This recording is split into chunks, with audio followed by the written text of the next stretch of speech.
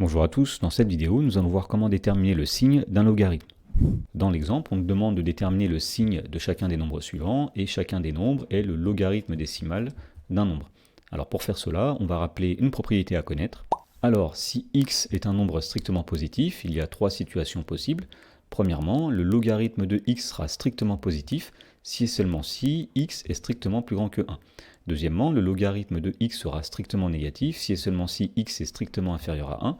Et enfin, le logarithme de 1 vaut 0. Alors, on peut voir cette propriété en utilisant le graphe de la fonction logarithme, comme ceci.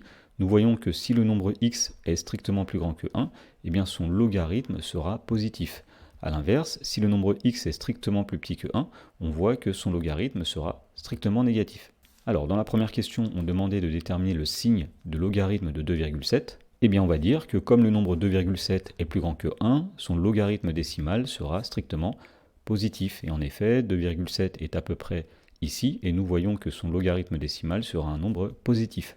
Dans la question numéro 2, on demande de déterminer le signe de logarithme de 0,75. Donc on va dire que comme le nombre 0,75 est strictement plus petit que 1, son logarithme décimal sera strictement négatif. Et en effet, lorsqu'on tape log de 0,75 avec une calculatrice, on trouve que ce nombre est à peu près égal à moins 0,12. Dans la question numéro 3, on demande le signe de logarithme décimal de 4 cinquièmes. Eh bien, on va dire que comme le nombre 4 cinquièmes est strictement inférieur à 1, eh bien le logarithme décimal de 4 cinquièmes est strictement négatif.